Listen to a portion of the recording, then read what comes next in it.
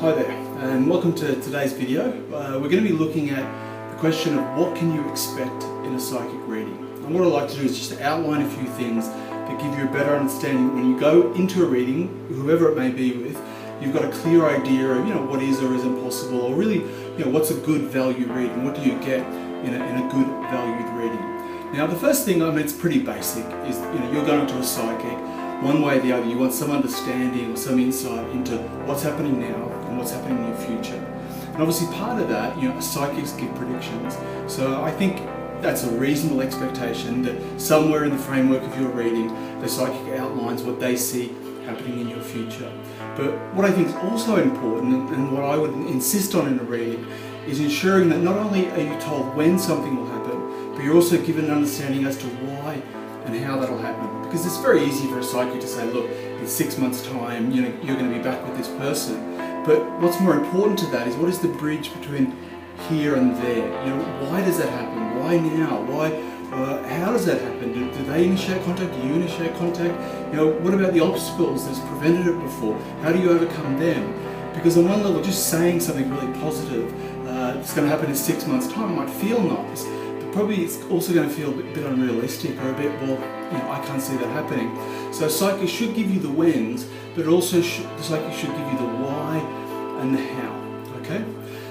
A second thing that, as a very basic expectation in a reading, is that the psychic should do most of the talking. Now I'm not saying they're just going to run at the mouth for 20 minutes. There's obviously some interaction, but ultimately a psychic reading isn't counselling. It's not where I just sit there and listen to you.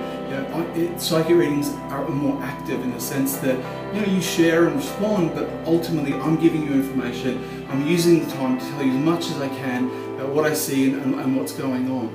And I would generally be wary of psychics asking too many questions, because the other problem with that is if they spend 5 minutes kind of quizzing you on your whole life, and then suddenly they come through with this insight, it's hard to then understand, well, was that an insight or is that just them interpreting what I've told them?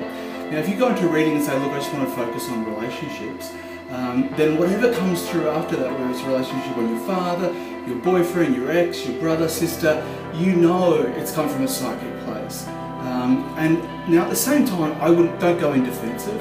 Don't go in saying, I'm going to see if this psychic's really real or not. Because on one level, that creates a block. It's just about being open and letting the psychic share with you what they see. And the third thing I think you should expect, and one in a reading, is a basic level of empathy and care. Now I've come across psychics at times who you might say are very good psychically. Maybe they can pick up on really good things, but they have quite a cold manner, or they deliver that information in kind of a brutal way. And it's not to say in every reading, everything's going to be coated in sugar and honey, but even the most confronting and difficult things that appear, there's a way of communicating them which is empathetic and understanding. So it's not about skirting around being honest, but the person you have a reading with should be able to actually give you that feeling of you're in good hands and that you're understood and that you're not judged. And I think all that together provides a really good reading. And I think if you go into a reading with that expectation and that feeling of this is what I want, then I think you won't be disappointed. Okay, take care.